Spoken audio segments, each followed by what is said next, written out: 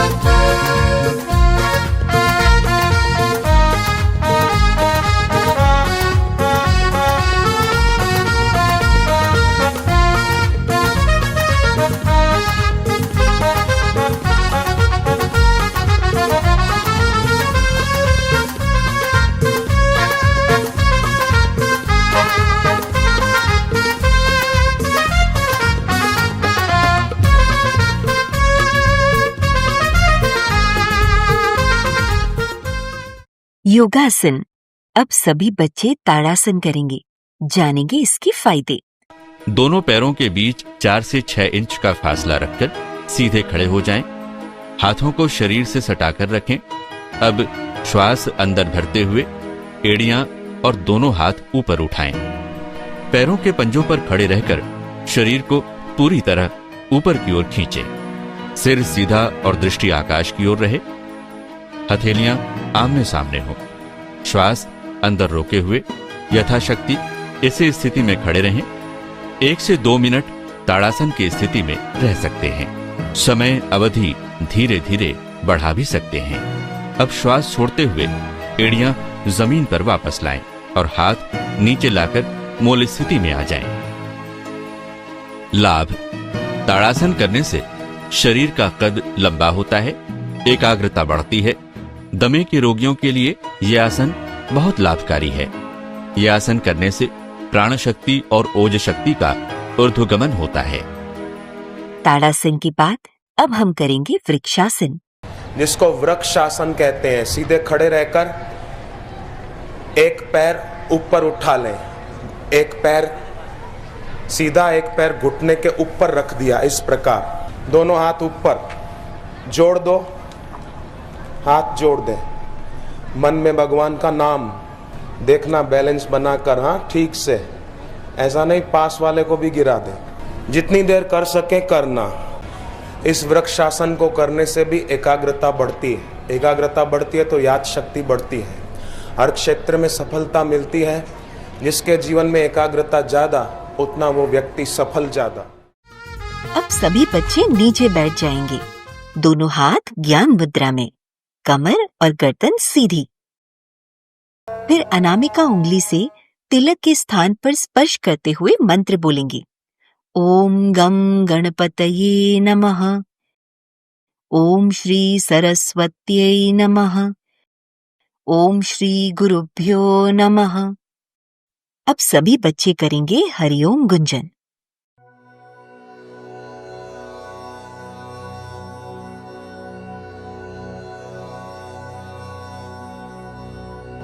हरि ओम।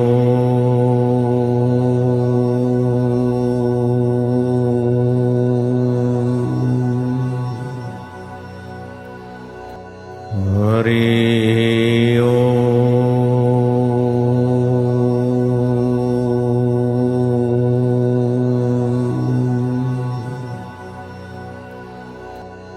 हरि ओम।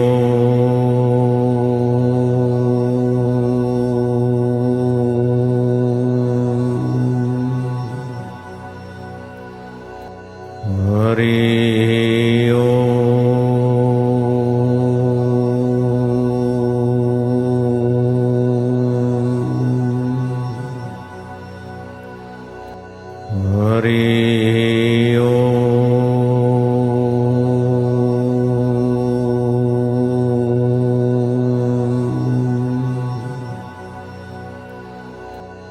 हरि ओम।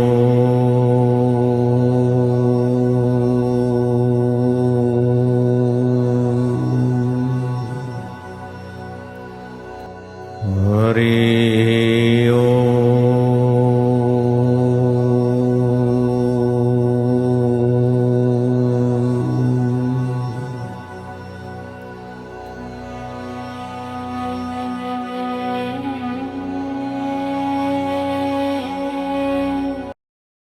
अब सभी बच्चे हाथ जोड़कर पूज्य सद्गुरुदेव की प्रार्थना करेंगे। गुरुर्ब्रह्मा गुरुर्विष्णु गुरुर्देवो महेश्वरः गुरुर्साक्षात् परब्रह्म तस्मै श्री गुरवे नमः। ध्यानमूलं गुरुर्मूर्ति पूजामूलं गुरुर्पदं मन्त्रमूलं गुरुर्वाक्यं मोक्षमूलं गुरुर्कृपा। अखण्डमण्डलाकारं व्याप्तं येन चराचरं तत्पदं दर्शितं येन तस्मै श्रीगुरवे नमः। त्वमेव माता च पिता त्वमेव बन्धु च सखा त्वमेव विद्या द्रविणं त्वमेव सर्वं मम देवदेव। ब्रह्मानन्दं परमसुखदं केवलं ज्ञानमूर्ति द्वन्द्वातीतं गगनसदृशं तत्त्वमस्यादिलक्ष्यम् एकं नित्यं विमलमचलं सर्वधी साक्षिभूतं भावातीतं त्रिगुणरहितं सद्गुरुं तं नमामि।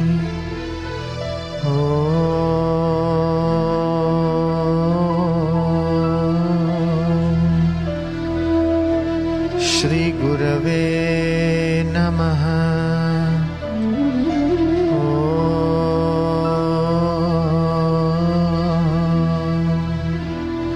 श्री गुरवे आंखें बंद करते हुए श्वासोश्वास की गिनती करना है 51 तक। जो बच्चे बिना गलती के 51 बार कर लेंगे उन्हें इनाम मिलेगा।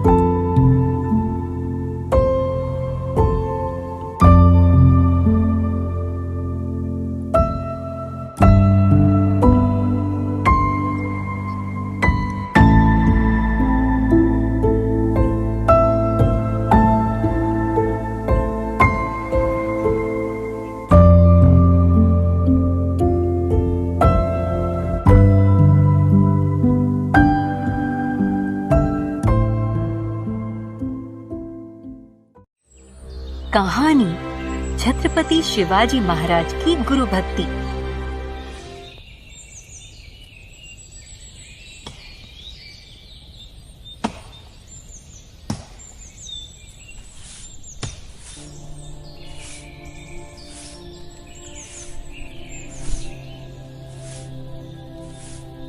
शिवा, एक चक्रवर्ती सम्राट होकर भी तुम्हारे भीतर रत्ती भर भी अहंकार नहीं है। तुम्हारी ये निस्वार्थ सेवा देखकर मेरा हृदय अत्यंत प्रसन्न है।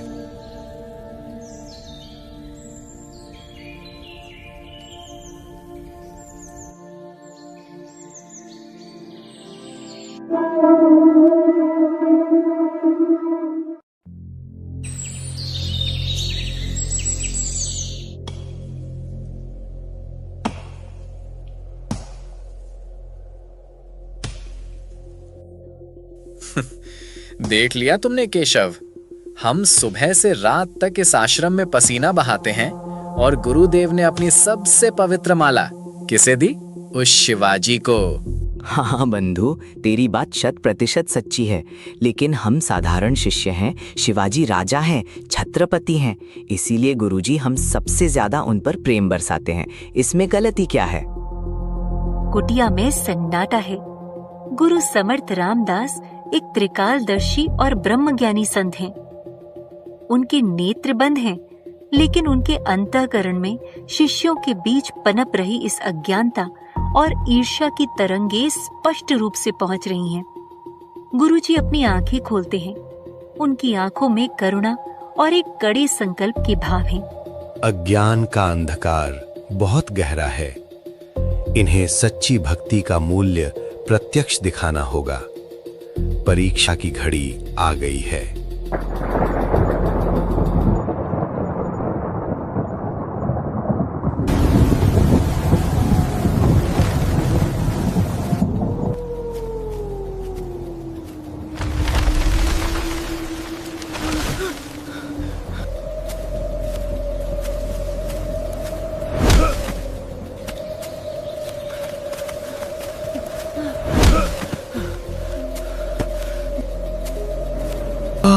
मेरे पेट में असहनीय शूल उठा है, भयंकर पीड़ा हो रही है।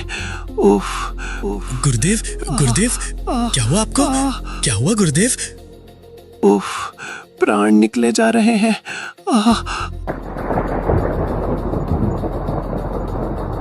कोई आश्रय ढूंढो, मुझसे अब एक कदम भी नहीं चला जाएगा। शिष्य आसपास खोज करते हैं।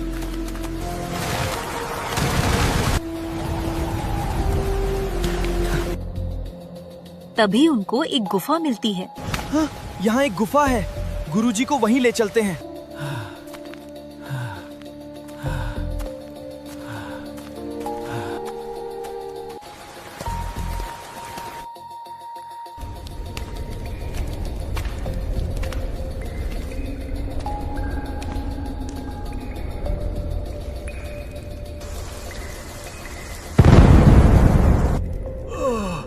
गुरुदेव, आप आयुर्वेद के ज्ञाता हैं। आप बताइए, ऐसी कौन सी औषधि है जिससे उदर शूल ठीक हो जाए? इस रोग की एक ही औषधि है। मैं अपने साथ एक बूटी लाया हूँ, लेकिन उसे अगर शेरनी के ताजे दूध में मिलाकर पिया जाए तभी ये रोग ठीक होगा। ये सुनते ही गुफा में शमशान जैसा सन्नाटा छा जाता है। शेरनी का दूध? शेरनी का दूध? शेरनी का दूध? लेकिन गुरुदेव, शेरनी के पास जाना मतलब साक्षात मौत के मुंह में जाना है। कौन जाएगा? हम तो यही बैठकर गुरुदेव के लिए ईश्वर से प्रार्थना करते हैं कि उनका रोग ठीक हो जाए। सभी शिष्य स्वार्थ और डर के मारे गुफा के एक कोने में सिकुड़ कर बैठ जाते हैं। शिवाजी एक बड़े नक्शे पर कुछ योजनाएं बना रहे हैं। अचानक उनके चेहरे के भाव बदलते हैं। उनके माथे पर अचानक पसीने की बूंदें उभर आती हैं। उनकी आंखें किसी अनजाने खौफ से चौड़ी हो जाती हैं। उन्हें वही पीड़ा महसूस हो रही है जिसका गुरुजी जंगल में नाटक कर रहे हैं। उनके कानों में हवा की साए साए के साथ एक जानी पहचानी तड़पती हुई आवाज गूंजती है। भगवान, मुझे इस पीड़ा से बचाओ। गुरुदेव, ये मेरे गुरुदेव की आवाज है। मेरे रोम रोम में ये कैसी वेदना उठ रही है। अवश्य वे किसी भारी संकट में हैं।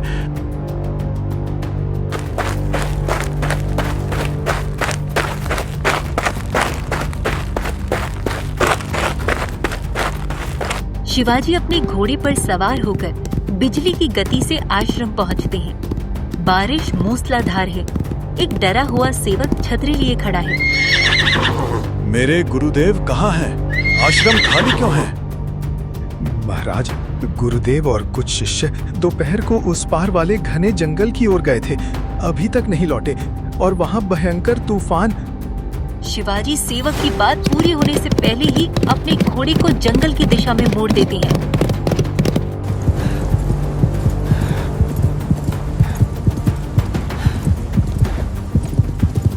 तूफान की आवाज के ऊपर हमें केवल शिवाजी की तेज सांसों और उनके दिल की धड़कन की डरावनी आवाज सुनाई दे रही है। ये उनके भीतर के उस डर को दिखाता है जो अपनी जान के लिए नहीं, बल्कि अपने गुरु की जान के लिए है। अचानक सामने रास्ता कांटों और बड़ी बड़ी लताओं से पूरी तरह बंद है।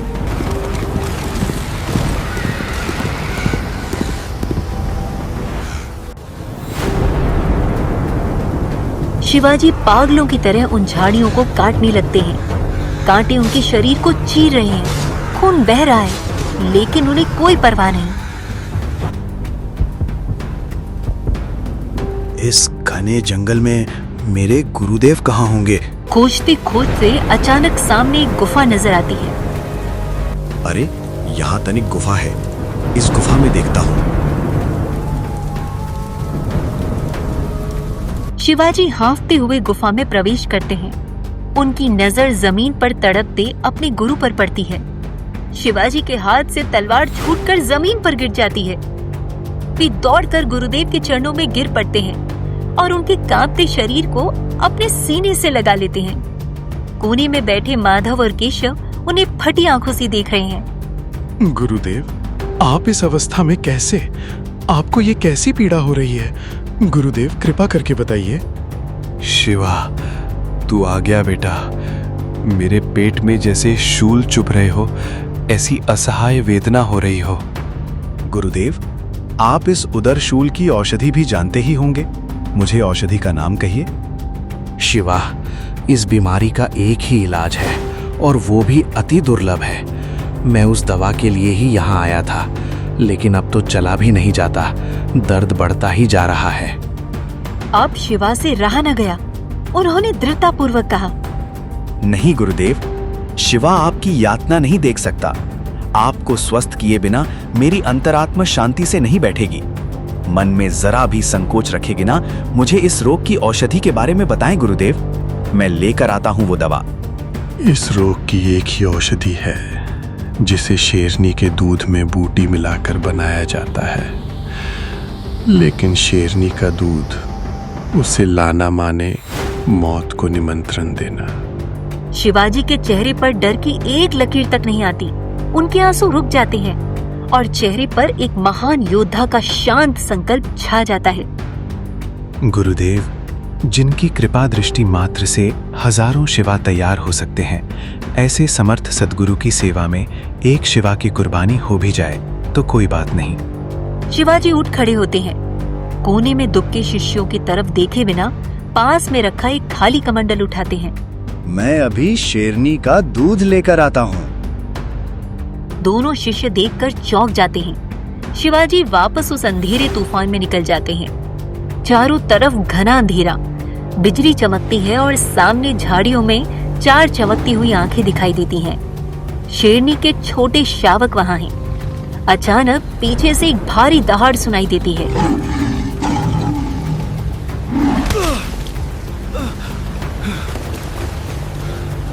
शेरनी मुड़कर फिर से हमला करने की स्थिति में आ जाती है, लेकिन शिवाजी अपनी कटार जमीन पर फेंक देते हैं। वे शेरनी के सामने घुटनों के बल बैठ जाते हैं। हे माता, शांत हो जा। मैं तेरे बच्चों को नुकसान पहुंचाने नहीं आया हूँ। मेरे गुरुदेव जीवन मरण की पीड़ा में है। हे जगदम्बे, मुझे मेरे सद्गुरु की सेवा करने दे। मुझे अपना दूध धोने दे माता। शेरनी, जो खून की प्यासी होकर दहाड़ रही थी, शिवाजी की आंखों में झांकती है। शेरनी का गुस्सा पिघलने लगता है। वो शांत होकर एक गाय की तरह शिवाजी के सामने बैठ जाती है। शिवाजी फिर हाथ सिर पर फेरते हैं और कमंडल में दूध धोने लगते हैं। माधव और केशव अभी भी खौफ में बैठे हैं। तभी गुफा के द्वार पर शिवाजी की छाया उभरती है। उनके कपड़े खून से सने हैं, गर्दन से खून बह रहा है, लेकिन हाथ में दूध से भरा कमंडल है और चेहरे पर असीम शांति। गुरुदेव, मैं दूध ले आया, शीघ्र बूटी मिलाकर पी लीजिए। समर्थ रामदास झटके से उठकर बैठ जाते हैं। उनके चेहरे पर पीड़ा का कोई नामो निशान नहीं है। वे एकदम स्वस्थ हैं। वे शिवाजी की लहूलुहान गर्दन देखते हैं। शिवा, ये तेरी गर्दन पर खून कैसा? गुरुदेव, आपकी कृपा से एक खूंखार शेरनी मेरे लिए गाय जैसी बन गई। बस ये उसी का थोड़ा सा आशीर्वाद है। समर्थ रामदास मुस्कुराते हैं। वे कमंडल लेकर जमीन पर रख देते हैं। मेरा उदर शूल तो उसी समय शांत हो गया था बेटा, जब तू मृत्यु का भय छोड़कर मेरे प्राणों की रक्षा के लिए तूफान में निकल पड़ा था। जिसका शिष्य गुरु सेवा में अपने प्राणों की बाजी लगा दे, उस गुरु को भला कैसी पीड़ा हो सकती है। शिवाजी हैरान रह जाते हैं। समर्थ रामदास धीरे से अपनी गर्दन घुमाते हैं और कोने में दुबके हुए माधव और केशव की ओर अर्थपूर्ण दृष्टि से देखते हैं। माधव और केशव की आंखें शर्म से झुक जाती हैं। उन्हें समझ आ जाता है कि गुरुदेव ने उनके अंतःकरण की ईर्ष्या को भांप लिया था। ये नाटक महज उनकी आंखें खोलने और उनका अहंकार तोड़ने के लिए रचा गया था। वे रेंगते हुए आगे आते हैं और शिवाजी व गुरुदेव के चरणों में गिरकर फूट फूट कर रोने लगते हैं। हमें क्षमा कर दीजिए गुरुदेव। गुरु समर्थ रामदास दोनों शिष्यों को क्षमादान देते हुए उठने का इशारा करते हैं और शिवाजी को अपने गले से लगा लेते हैं। अपने सद्गुरुदेव की प्रसन्नता के लिए अपने प्राणों तक को बलिदान करने का सामर्थ्य रखने वाले शिवाजी महाराज धन्य हैं। तुम चाहे पास हो या फेल, मैं तुम्हें साइकिल जरूर दिलाऊंगा। थैंक्स पापा, आप दुनिया के सबसे। पूरी बात तो सुनो। पास हो गए तो स्कूल जाने के लिए और फेल हो गए तो दूध बेचने के लिए। अब बारी है ज्ञान विज्ञान प्रतियोगिता की। आपको एक प्रश्न पूछा जाएगा, उत्तर में 4 विकल्प होंगे और आपको 10 सेकंड में सही उत्तर बताना है। प्रश्न है, निम्नलिखित में से किस दिन विशेष रूप से भगवान सूर्य नारायण की पूजा होती है? रविवारी सप्तमी, मंगलवारी चतुर्थी, बुधवारी अष्टमी, सोमवती अमावस्या।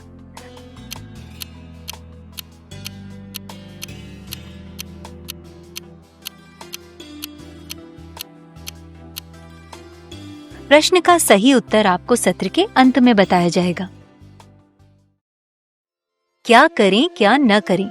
सोमवती अमावस्या को क्या करें क्या न करें?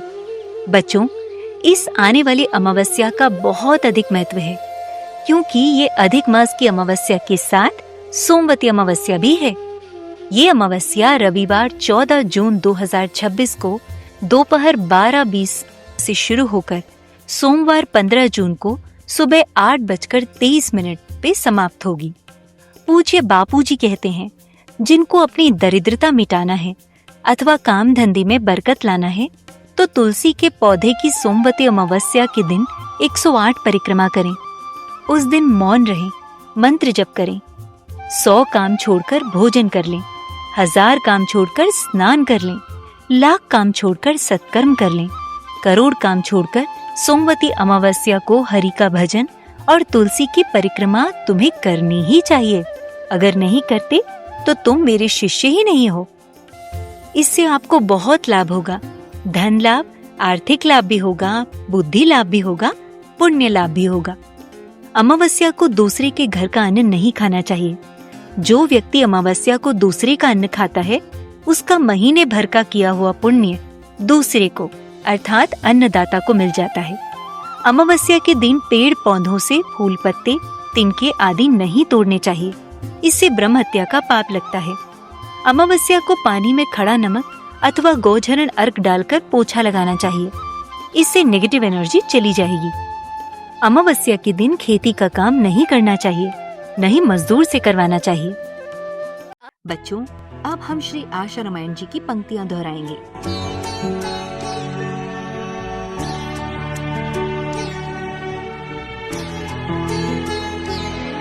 भाव ही कारण ईश है, न स्वर्ण काठ पाषाण। सतचित आनंद रूप है, व्यापक है भगवान।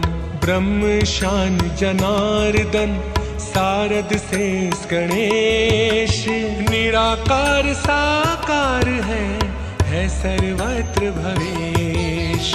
हुए आसुमल ब्रह्माभ्यासी, जन्म अनेकों लागे बासी। दूर हो गई आधी व्याधि, सिद्ध हो गई सहज समाधि। एक रात नदी तट मन आकर्षा, आई जोर से आंधी वर्षा। बंद मकान बरामदा खाली, बैठे वहीं समाधि लगा ली। देखा किसी ने सोचा डाकू, लाए लाठी भाला चाकू। दौड़े चीखे शोर मच गया, टूटी समाधि ध्यान खिंच गया। साधक उठाते बिखरे केशा, राग द्वेष ना किंचित लेशा। सरल लोगों ने साधु माना, हत्यारों ने काल ही जाना। भैरव देख दुष्ट घबराए, पहलवान जो मल्ल ही पाए। कामी जनों ने आशिक माना, साधु जन की ने परनामा।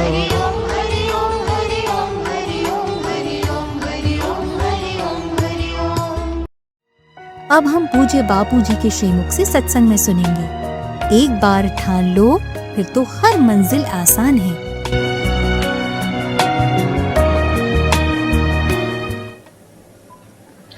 एक 124 शिष्य द्रोणाचार्य के मन में ये सोचते थे कि अर्जुन पर गुरु की बहुत कृपा है। 124 के मन में अर्जुन खटकता था। एक बार द्रोणाचार्य अर्जुन सहित 125 शिष्यों को लेकर नदी किनारे गए। वटवृक्ष के करीब पहुंचे। ओ बेटा अर्जुन, मैं अपनी धोती भूल के आया हूं आश्रम में, जरा जा ले आ। अर्जुन गया। 124 शिष्यों को गुरु द्रोणाचार्य ने कहा कि बच्चों, बाहर के धनुषों में, गदाओं में तो शक्ति है, लेकिन मंत्र में अनंत गुनी शक्तियां होती है। सुनो, मैं एक मंत्र अभिमंत्रित करके ये सारे वृक्ष, सारे जो वृक्ष के पत्ते हैं, उन सब को मंत्र के प्रभाव से एक ही बाण से छेद कर सकता हूं। ऐसे भी मंत्र होते हैं। जपने वाला उसका महात्मा और विधि समझ ले तो मंत्रों में बहुत ताकत है। ऐसा करके द्रोणाचार्य ने धरती पर वो मंत्र लिखा। उसी तीर से, जिस तीर से मंत्र लिखा, उसी तीर को मंत्र से अभिभूत किया और विधि करके बाण छोड़ा तो बाण एक एक पत्ते को सुरग करता करता गया। सारे पत्तों में छेद हो गए। शिष्यों ने तालियां बजाई। वाह, अद्भुत अद्भुत अद्भुत। सुनो सुनो सुनो। नहाने को गए। गुरुजी भी नहाने को गए। अर्जुन आया। उसने देखा कि इस वटवृक्ष के पत्तों में पहले तो छेद नहीं थे। मैं सेवा के लिए गया। गुरुजी ने इन शिष्यों को कोई रहस्य सिखाया है। रहस्य सिखाया है तो रहस्य का कोई सूत्र भी होगा, रहस्य की शुरुआत भी होगी और रहस्य का कोई निशाना होगा। अर्जुन ने इधर उधर छान मारा तो धरती पर वृक्ष छेदन, पत्ता पत्ता छेदन करने के सामर्थ्य वाला ये मंत्र अद्भुत है। ऐसा करके गुरु ने जो लिखा था उसको पढ़ने में आ गया। उसने वो मंत्र पढ़ा और फिर यहां धारणा की और दृढ़ निश्चय किया कि ये मेरा मंत्र सफल होगा ही। एकाग्रता तो थी, ब्रह्मचर्य, यौवन सुरक्षा का बल तो था। अर्जुन ने उठाया तीर और दे मारा मंत्र सिद्धि से। अब एक एक छेद था, दूसरा भी एक एक छेद हो गया। अर्जुन को संतोष हुआ कि गुरुजी ने उनको विद्या सिखाई, लेकिन मैंने भी गुरुजी की ये विद्या पा ली। गुरुजी नहाकर बाहर आए, देखा सब विद्यार्थियों ने देखा कि वृक्ष को तो एक एक छेद था, दूसरा किसने किया? क्या बच्चे तुम 124 में से किसी ने किया क्या? बोले नहीं गुरुजी, हमने नहीं किया। जब अर्जुन से पूछा कि अर्जुन तुमने किया, अर्जुन थोड़ा डर गए, लेकिन सत्य बोलने वाला अर्जुन झूठ कैसे बोले? गुरुजी, मैंने आपकी आज्ञा के बिना आपके मंत्र का इसलिए प्रयोग किया कि इनको आपने सिखा दिया है, मैं अकेला आपका समय ना खराब करूं, तो इतना मैं सीख लूं, इसलिए मैंने इसका प्रयोग किया। गुरुजी, गलती हो गई तो माफ करना। गुरुजी ने कहा नहीं अर्जुन, तुम में जिज्ञासा है, तुम में संयम है, सीखने की तुम्हारी तड़प है और मंत्र में तुम्हारा विश्वास है। ये तो खाली तालियां बजाकर नहाने चले गए, इन्होंने किसी ने दूसरा छेद करने का सोचा ही नहीं। तुमने हिम्मत की और तुम मेरे सतपात्र हो।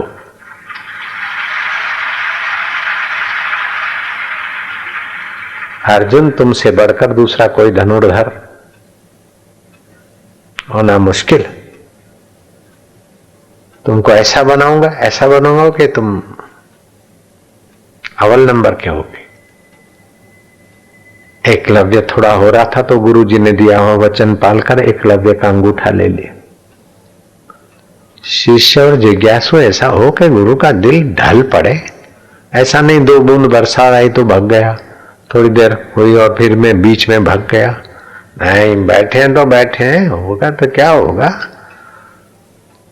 मंत्र विज्ञान पा रहे हैं, रक्त के कण शुद्ध हो रहे हैं, अंदर के जो 7 केंद्र हैं जिससे सारे मानव जीवन का संबंध है, वो 7 के साथ विकसित हों, ऐसी शिविर मिली है। तो इसमें आवारा टाइप का मन अगर किसी का हो तो वो भी सुधर जाए।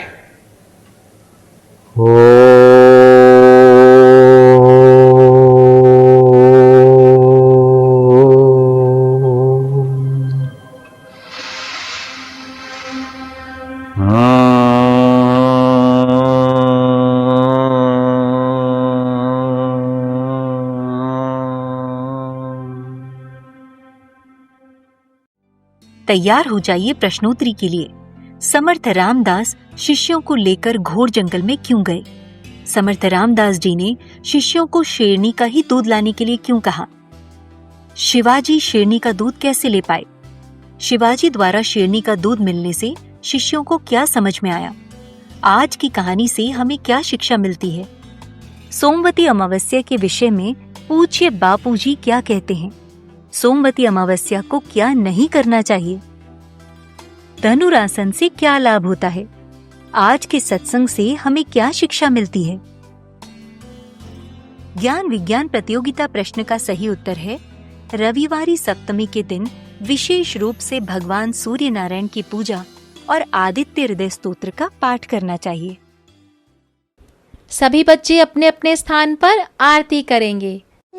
शुभं करोति कल्याणं आरोग्यं सुख संपदा शत्रुबुद्धि विनाशाय दीपज्योति नमोस्तुते। दीपज्योति परब्रह्म दीपज्योति जनार्दन दीपो हरतु मे पापं संध्यादीपो नमोस्तुते। जगमग जगमग ज्योत जले मेरे बापू के दरबार में। जगमग जगमग ज्योत जले मेरे साईं के दरबार में। जगमग जगमग ज्योत जले मेरे बापू के दरबार में। जगमग जगमग ज्योत जले मेरे बापू के दरबार में।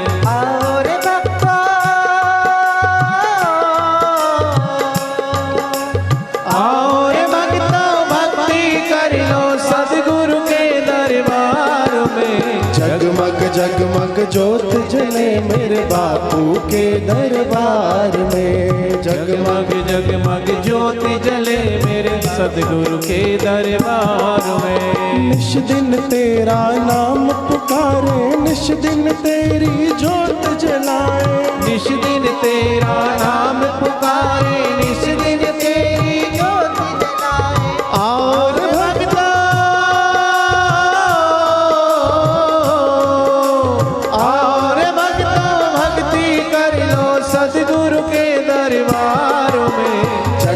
जगमग ज्योत जले मेरे बापू के दरबार में। ऐसी अंतर ज्योत जगाओ हम दीनों को पार लगाओ। ऐसी अंतर ज्योत जगाओ हम दीनों को पार लगाओ। और भक्तों आरती कर लो सदगुरु के दरबार में। जगमग जगमग ज्योत जले मेरे साईं के दरबार में। निराकार है ज्योत तुम्हारी तीन लोक फैली उजियारी। निराकार है ज्योत तुम्हारी तीन लोक फैली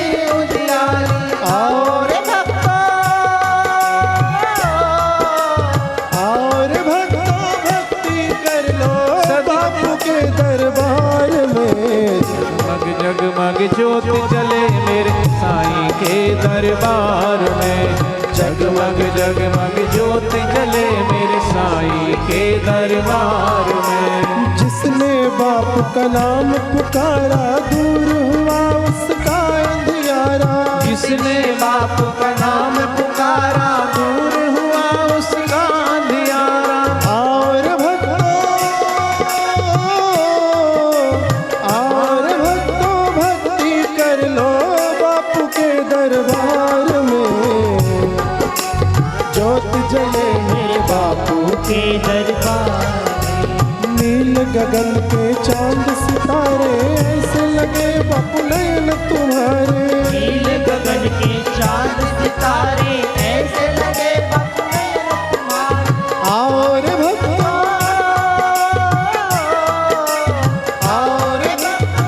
आरती कर लो बापू के दरबार में। जगमग जगमग ज्योत जले मेरे बापू के दरबार में।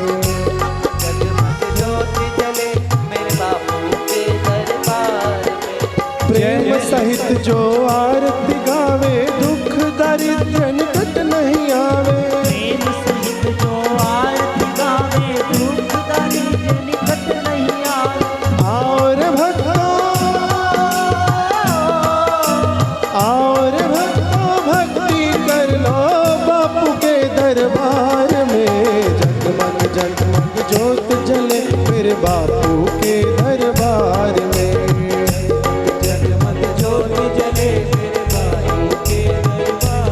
हो मेरे जोगी के दरबार में। जय जय आसाराम जी, जय जय आसाराम जी। जय जय आसाराम जी, जय जय आसाराम जी। करूँ मैं तेरी आरती, जय जय आसाराम जी। स्वामी मोहे ना विसारियो चाहे लाख लोग मिल जाए। हम सम तुमको बहुत है तुम सम हमको ना। दीन दयाल को बेनती सुना गरीब नवाज। जो हम पूत का पूत है तो है पिता तेरी लाज। हरि हरि ओम।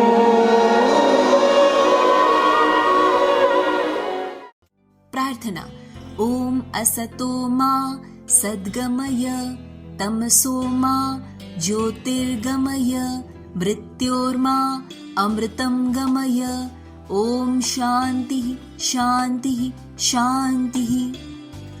नारायण नारायण नारायण नारायण। इसी के साथ हमारा आज का बाल संस्कार केंद्र संपन्न होता है। अगले सप्ताह फिर मिलेंगे बच्चों एक नए ज्ञानवर्धक विषय के साथ।